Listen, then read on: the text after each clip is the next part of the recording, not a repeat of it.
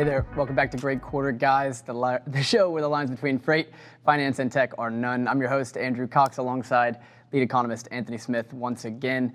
We've got an awesome show. We're going to have Henry Byers, our maritime expert here at FreightWaves. Somehow, I've gone a year and a half running the show, haven't had Henry on yet. So this will be his Great Quarter Guys debut. We're going to talk about, of course, Home Depot and their decision to charter their own boat. We're going to talk about Yantian, the port that's just under crazy pressure in China and a lot of Chinese ports in general. Talk about what the impact is to the U.S. side of the ocean. Yeah, we're going to have a lot of information from Henry there. We've also got a couple You Care or Nas. We've got the good, the bad, the Anthony back for a return this week, and a couple of charts of the week. And we're going to get right to that after I thank my sponsor. DDC FPO. This episode is brought to you by DDC FPO. DDC is a business process outsourcing provider that specializes in freight, perhaps known best for freight billing. DDC recently launched IT outsourcing to help supply chain stakeholders hit development milestones without risking financial performance. Learn more at ddcfpo.com. All right, Mr. Smith, we've got two charts of the day. I will let you run with yours first. They're both quasi-retail. We got the retail sales data this morning, so we have some of that updated. We're going to dive into that for a moment after charts, but show me what you got. All right. So, and of course, thanks for having me back. Appreciate it. Always welcome. So when we look at the first one, we have retail sales, non-store retailers up against van outbound tender volume index. And so in this first chart, we're going to look at here in the blue line, of course, our VOTVI. And in the orange, we have retail sales for non-store retailers. So the actual new retail sales report from the Census Bureau came out this morning, showing an overall downward movement of 1.3%. I saw many outlets surprised.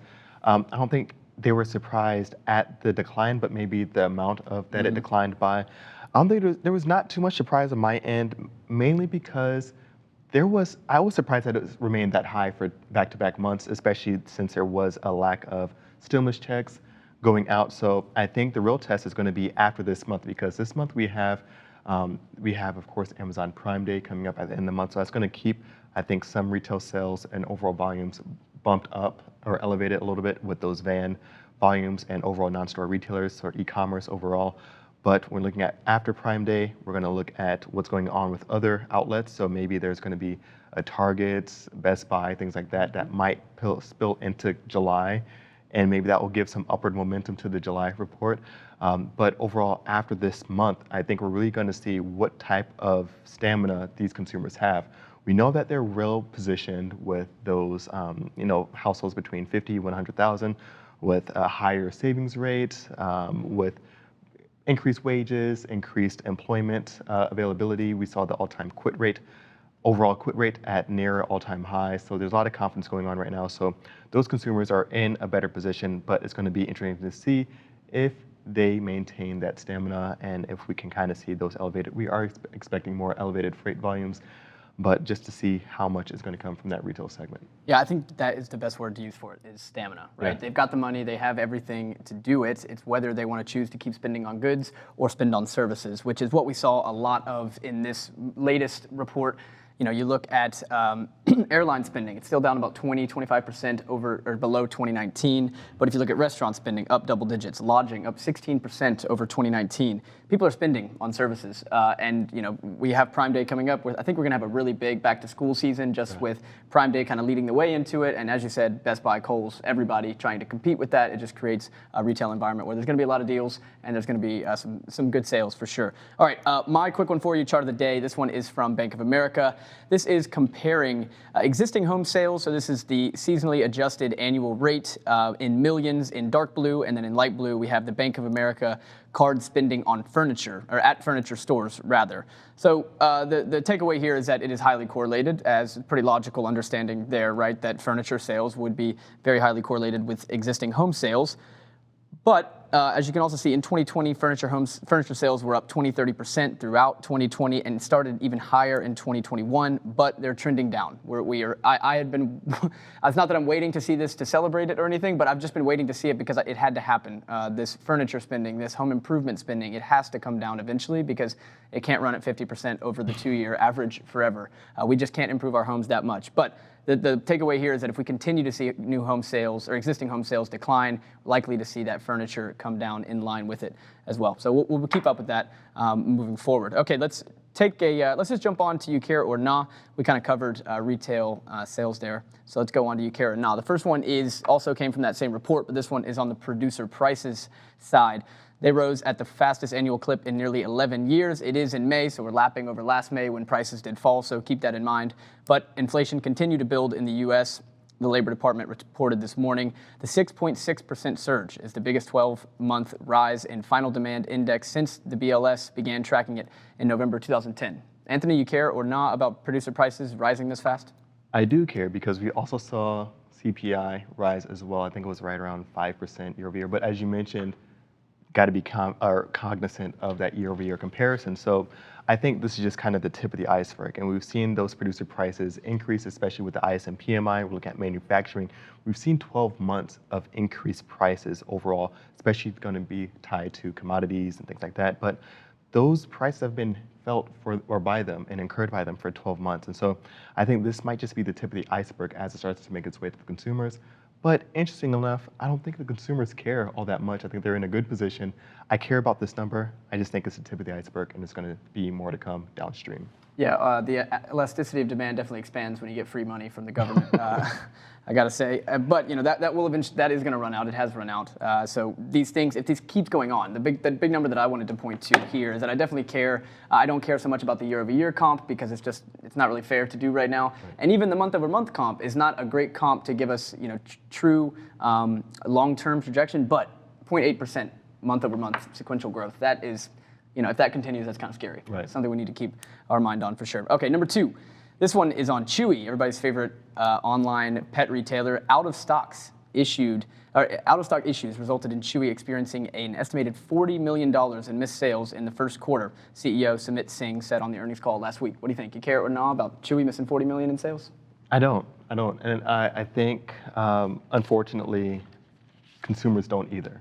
And it's going to be one of those things that COVID has just really exposed. And one of the things one of my economic mentors says, one of those recession-proof industries are going to be pets, because people care about their pets. They're going to buy things for their pets, whether it's good times or bad. Maybe they might not buy as many those extra, Chewy toys and like that, but they're going to be in the pet market overall. Unfortunately, I don't think consumers care too much. They're going to be tired. They don't care. They just want their stuff. And so they're going to move on to another proprietor. And so once you kind of acquire those customers, then they're going to kind of flow to wherever the goods are. I don't think maybe they don't have that customer base or that customer loyalty. Maybe they do have that. But I think we're getting to a part as we kind of tail off the end of this pandemic that people aren't going to care about the difficulties. They're just going to want their stuff. They're going to want it now. They're going to want their services. And I think these shippers, these outlets are going to be in a really tough position. Yeah, I mean, that's your thing, right, is that everybody offers free shipping. Everybody can get it there in 2 days. You go to Walmart, Target, Tractor Supply, Amazon, pretty much everywhere you can get the same dog food you're going to get on Chewy right then, similar prices, same delivery fee.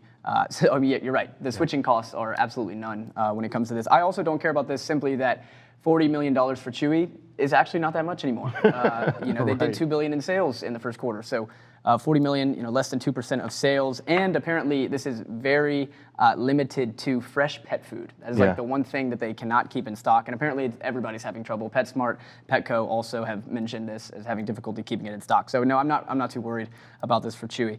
All right, last one. This one's on Netflix. I found this quite interesting and a long time coming. Probably should have been here a long time ago. They're going to take a page out of Walt Disney, and they are launching an online store to sell limited edition apparel, lifestyle merchandise, and collectibles from its extensive catalog of shows and movies. The site marks the world's largest streaming service's first entry into direct-to-consumer retail sales. What do you think? You care or no? No, I'm more confused by it. Yeah, really? I'm more confused by it. I understand, like you said, taking a page out of Walt Disney, but it's going to be an interesting move for Netflix. I don't see myself popping into the Netflix store in Times Square. Exactly. Yeah. But maybe that I'm just an isolated consumer. I can't speak for all Americans, so I'm sure there's going to be some activity there. But I don't. Is Netflix your favorite streaming platform? It goes in waves. So sometimes when I went through that whole streaming platform thing throughout 2020, I was just like, you know what? Who has the sauce right now? Who's really hot right now? And Netflix came in hot, leading the way with Tiger King. Yeah, they really kicked off the pandemic with that. Yeah, but now it's been HBO has been coming off really strong. HBO has been awesome. I do like this one. One, because Disney sells a lot of stuff, man. They made like $4 billion on licensing, merchandising. I think about $1.5 billion of that came directly from their sales or from their stores. They got like, actually, I think they have like 300 stores. They got quite a few of them. So I don't think Netflix is going to be opening up a bunch of stores anytime soon. Maybe they'll open up a few kind of experiential things. But they have a great lineup of shows that they can sell. I mean, you see your Stranger Things T-shirts at Target or whatever, but there's so much more they can do. Funko Pops, I'm imagining the whole thing. And I think there's a lot of money to be made from it. And I'm a Netflix shareholder, disclosure. So yes, I like the move. Okay, let's hold on to the home purchase sentiment index. We'll do that at the end, the good, the bad, and the Anthony. Let's go ahead and bring on Mr. Henry Byers, our maritime expert here at FreightWaves. We are going to do buy or sell with Henry. Henry, thanks for joining us, man. Hey, glad to be here, guys. How are you? We are fabulous. All right. First one I've got for you, this is from our very favorite and friend of the show, Steve Ferreira. He said, we haven't seen the worst of it. $20,000 per FEU all-in rates to the East Coast are coming. You buying or selling? I'm buying, absolutely. I think the pressure's, mostly on the supply side. It just continues to deteriorate, the conditions do. And I think demand will remain high enough, especially going into peak season, that we're likely to push, likely to double from where rates are today. Wow. I'm gonna say that I built these buy or sells solely for Henry, because if it was me and Anthony up here pontificating, it would be from where. So let's leave these to Henry. I got another one for you. This one is from Lorianne LaRocco. She spoke to John Monroe of Monroe Consulting. She told Lorianne this last week. He told Lorianne last week that the congestion at Yantian and the ripple effects on the alternate port destinations have snarled trade worse than the Suez blockage. Buy or sell? Buying, absolutely. The importance of Yantian cannot be underestimated for U.S. imports. It's grown substantially. In year to date, it's doing approximately around 500,000 TEUs more than the next closest port, which is Shanghai. It is incredibly important for U.S. importers. And I think that the fact that those vessels are calling between Yantian, Long Beach, Los Angeles, and Oakland, which are also quite backed up, I think we've yet to see the worst. Henry, give us some insight on how big Yantian is, because I didn't realize that we don't have anything near this big, I think, here in the U.S. So just talk to me about how big this is. Give us some color and comparison so we can get an idea for it. Well, some people joke, 30 years ago, it was like a small fishing village right next to Hong Kong. Hong Kong dominated in terms of trade. But really, the advent of, and, the way China's grown, really, especially in the 21st century, it's become one of the primary ports for China. Guangzhou, which is the general region there, and Shenzhen, is claims to be like the number one artificial intelligence hub in the entire world. So the fact that Southeast China, right there, on the mainland side across from Hong Kong, has just grown so much. It's just continued to get more important over time, and again has taken that number one spot away from ports like Shanghai, which used to dominate that lane. So really over the last 5 years, it's grown substantially. And like I say, year to date, even, it's doing about 500,000 TEUs more than Shanghai, which is, quite significant. And that's TEUs for, U.S. imports. So Henry, given this congestion here in Yantian, do you think this so you also mentioned that China has just grown massively over the last 30 years, but and they're built for this, they're built for being one of the world's leader in manufacturing, things like that. But do you think this pushes the emphasis or the movement for other, or increased activity for other Southeast Asian countries to really kind of ramp up activity? I know they pale in comparison and it's not even there, but do you think this kind of moves that forward at all? I think it does. I think, just the tensions, with the trade war during the Trump administration and just the ongoing tensions, it seems, that are likely to persist with China. I think, the U.S. importers are certainly, the demand will be there for other Southeast Asian countries to kind of pick up that slack, with cheaper labor options, as well as, country of origin manufacturing and sourcing capabilities. The problem really is the fact that China, just the way that it can invest in infrastructure and mobilize its people I think during COVID, you probably saw those clips of them building hospitals in a few days. I think the way that they can build infrastructure and scale infrastructure is really unrivaled in Southeast Asia. So there's not likely to be, one option. It's likely going to be a number of different countries, which you're kind of seeing, Vietnam for furniture, things like that. Certainly picking up a lot of slack, but I think, countries like Indonesia, Malaysia are also going to be, effective options. And then you're likely to see a lot of companies, try to come closer to home.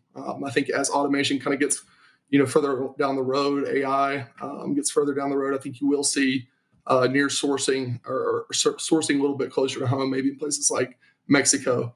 So you don't have these, you kind of de-risk your supply chain from encountering these kind of risks. Henry, I'm glad you mentioned infrastructure because I think back to this. I think this was right before the pandemic. I saw this video from like a street corner of this 8-lane, about half-mile long bridge that needed to be repaved. And they didn't even shut the lane down. They were done in 72 hours. The video, it looks like robots. It's absolutely amazing. They had 5 or 6 shifts of hundreds and hundreds of workers coming in. And I think here in Chattanooga, I'm looking right here at Highway 27, and I was here in 2014, and they said they were going to be done in 2018. They just got done here in 2021. Took them 6 years to add 2 extra lanes to this thing. So it's ridiculous. But let's bring it closer to home here with Home Depot, because I think this is a really interesting story. I'm sure you have a lot of takes. I'll just open it up. What are your takes on Home Depot chartering its own boat? It's certainly a bold move. I think it speaks, I agree with Greg Miller's article about it being truly an ominous sign. I think with the port congestion, especially in places like Oakland, that really this is one of the first times that we've seen such a massive traffic jam of ships on multiple ports within, a service routing that vessels ultimately, will call Los Angeles or Long Beach and travel up to Oakland. So all 3 of those ports being congested, I think and it's likely to get worse because now you have what's going on in Yantian. I think for Home Depot, they're really thinking about the risk of not having cargo get here for the holiday retail season, which is just enormous for U.S. retailers. And the reason I say it's an ominous sign is because for them to go out and do that, something that really largely has not really been done before by a shipper. It has by forwarders. There's been forwarders in Europe who've chartered ships from East Asia to Europe during the latter half of 2020 and this year even. But for a U.S. importer to go out and do that, I think it certainly paints a picture of how ominous things are, and it's certainly a bold move. All right, Henry, you said it's a bold move. Let me put a little pressure. Is it a good move? It's yet to be seen. I think if I had to say right now, I think it is. Honestly, I think just having that on backup gives you a little more certainty that, there's a lot of things you're going to have to battle with. There's a container shortage. The ports are already congested. There's what if something happens from a labor perspective? Another, COVID resurgence. There's a lot of things that can happen, but I think having that as an option, at least gives you a little bit of leeway as far as how you can flex. And I think right now, the more adaptable, the more flexible your supply chain is, the better. So I will say, I do think ultimately it will be a good move, even if it doesn't materialize and they actually have to use it. Having it on backup or just having your hands on it, I think will ultimately be a good move for them. So, Henry, one of the things that I was chatting with Andrew about earlier this morning was whether or not you think, or we see other retailers or other shippers following suit and doing something similar like this. Do you think this is something that other retailers or other shippers are going to kind of take note of and follow suit? I think so. I think just having that be out there and be reported on by the media, some shippers are certainly taking note. And I think the importance of this holiday retail season cannot be underestimated as well. There's certain size shippers that aren't top 100 importers that maybe don't have that size. What you could ultimately see is a number of those in the same sector coming together and potentially doing something similar.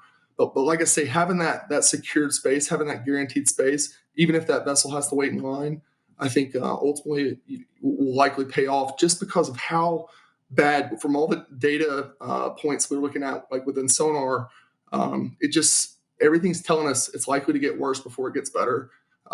So I do think you will see at least one, maybe 2 more, or a group come together and do it kind of like a sector-based ship, or kind of like co-sharing of space. Henry, so you mentioned that the difficulty in congestion and difficulty with containers, right? They're still short. It's kind of analogous to me, at least, to new truck orders right now. You have all these people, you have all these carriers going out and buying new trucks, but you might not even have drivers to seat them the same way you might not have containers to fill your ship. I did want to touch on, the thing here, that co-op idea, because that's a really interesting idea. Something I had thought about is like Target and Walmart coming together to pair up for transportation. Do you think that, I guess you said it's possible, but that would be them overlooking their enemy, their competition, just because these transportation issues are bigger than that at this point, right? Well, I think Target and Walmart are a little bit different than, say, your importers that fall within like the top 500 that are outside the top 100. Target and Walmart have an enormous amount of buying power, and I think you've seen some of the posts. I think Jason Miller is posting about the power dynamics in ocean shipping, especially amongst the top 100, and how much more concentrated the buying power is within even that top 10, which certainly Target and Walmart fall within that category. So those two, I think you're right. I don't think you'll see it across those two specifically. I think what you could see is some of the 200 to 500, if they're in that category coming together, because you have the National Retail Federation. There's shipping associations where they essentially toy manufacturers, whether it be toys or another sector, they come together and they use their buying power in terms of volume to get better rates on a service contract from an ocean carrier. That's very similar in my opinion. You basically are just bringing that buying power together and using it to go out and source a completely new boat as opposed to sourcing space on an existing boat. So Henry, when we were sharing an office here in Chattanooga Freight Alley, one thing that happened was we would get into these conversations and really it's almost like, why is no one talking about this? And you've had many calls in the past that I can recount that you would say, hey, why is no one talking about this? This is going to be huge. You need to kind of keep this on the radar. Is there anything like that you see now that people just aren't talking about that you think should really be noted? The situation in Oakland, in my opinion, is dire. I was just clicking on random ships up there just to see, if I click on a random ship, how long has it been waiting there? And every time I clicked on one, it seemed like it had departed Los Angeles or Long Beach at the end of May, like May 25th. Still hadn't called the Port of Oakland and doesn't even have an updated ETA for Oakland. And that's just one of 30 to 35 ships, container ships specifically, that are up there waiting.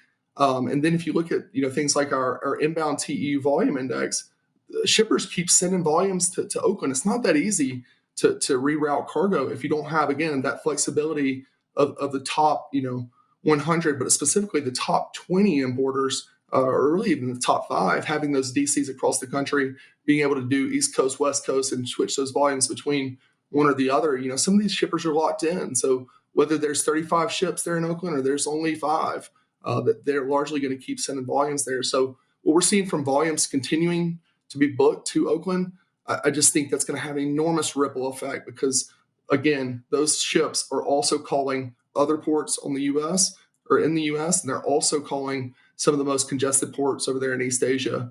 I feel a little bit better about ports like the Port of Yantian getting cleared up within a reasonable time frame. I don't necessarily feel very good about Southern California ports like Los Angeles and Long Beach getting cleared up quickly. I think you'll continue to see 25, 30 vessels waiting there through the remainder of peak season, which is largely the end of 2021. So, that's one that's huge. Another is the container imbalance. We're looking at empty rail volumes traveling outside the U.S. and the fact that there's more empties moving into places like Los Angeles than there are loadeds says a lot about what's happening to U.S. exporters, but it also speaks to how ocean carriers are feeling about demand back over there in East Asia, because ultimately, 45 days to 60 days from now, those containers will be back in East Asia and able to get another load. And then, lastly, are the factories over there in East Asia. If the factories can't get cargo out of their factories and to the port, you're looking at a really serious scenario from a manufacturing and production as far as capacity is concerned for that perspective, because if they just can't get these shipments outloaded into the port, you're going to see that eventually catch up to those factories. And I think will ultimately affect the ability for U.S. importers to even manufacture those goods in the first place. So a lot of things to watch, but I think those certainly are some of the most concerning. Hey, Henry, why do you think, why are you, more optimistic that Yantian can clear up before Southern California? And, does it have anything to do with how efficient their ports are versus ours? I didn't know this. I think I'd read it just the other day. There was like a 24-second per container unload time, I think in Shanghai, and then it's about 48 in LA Long Beach. Like, why is there such a disparity in efficiency? Well, between the U.S. and China, let's just start there. I think, it's got a lot to do with the government. It's got a lot to do with the communist government and their ability to allocate resources as necessary and really come in and say, okay, we're going to execute in this way. And, if you don't like it, we'll not sure exactly what they'll do, but essentially, they have the ability to come in and really get things done. Again, the way they can really scale labor and infrastructure is just unrivaled, in my opinion. So I do think, whether they have to operate 24/7 and bring in extra labor, they'll do that. I don't know if you'll have that ability in Los Angeles and Long Beach because of the unions there. And then, the difference between those two ports specifically is, ports like Long Beach have quite a bit of, autonomous, vehicles kind of moving containers around. And they just have different ways of approaching the same process. So that's why you see some discrepancy there. And then you ultimately have more volume depending on which ships are coming in, which ocean carriers. They don't call both ports equally. They call one or the other, or they call one or the other with a number of other carriers and kind of co-share space on those vessels. So, that's why you kind of see a discrepancy there. But I do feel like, Yantian could get cleared up quicker than the U.S. ports. Well, that would certainly be celebratory news for everybody in our industry on both sides of the ocean. All right, Henry, thank you so much for joining me. I'm sorry it's taken me so long to get you on here. We'll have you on back again soon. No problem, man. Thanks for having me. Have a good one. All right, Anthony, we got 2 minutes. I think we can hit this Fannie Mae home purchase sentiment index. So we'll do the good, the bad, and the Anthony. I'll do the good, and then you do the bad and the Anthony. So if I can get back up to my notes, we'll go to the good. I had 4 of the 6 sub indices between this index increased month over month. Most notably, the components related to personal finance. Consumers reported a much greater sense of job security and improved household income compared to the same time last year. Should be, it's fair. It should be assumed that we feel better now than we did in May of last year. But in any case, it's positive. That's right. And consumers just being in a good position. So I think for the bad, of course, we have to look at those components. So you mentioned that there are 4 out of the 6 components really looking great. One of those that not looking great is consumers thinking that if now is the right time or a good time to make a purchase. And so we saw that now at historic lows for the Fannie Mae index. I think it was right at 35% of the overall measure. So it's really showing that Americans are kind of being deterred, and not that there is a lack of wanting to buy a house, but kind of deterrence of the current conditions to buy a house. And so those existing homes, hard to kind of come by. Those backups and new homes, those increased prices for materials, although lumber came down a nice little 20%, it doesn't really mean much when it's up 300% year over year. So that's a big bad part of it all. Any takeaway from you on that one? Any Anthony from that? Or the bad is pretty bad. I could see that with an Anthony, but the Anthony I think is to me that this is going to be one of those areas that has been exacerbated. So miss a different amount of or inappropriate amount of supply to demand, and that's been something that we've been watching since 2018, 2019, and this is just kind of exacerbated and showed out altogether throughout 2021. Yeah, it would be great to see that trend reverse next month. Again, 35%, that's the lowest we've ever had on record. I think it's about 2 decades that they've been doing the survey. About 35% think it's a good time to buy. That's very low. Yeah. All right, that's been it for episode 74 of Great Quarter, guys. We'll be back next week, same time, 3 o'clock. See you then.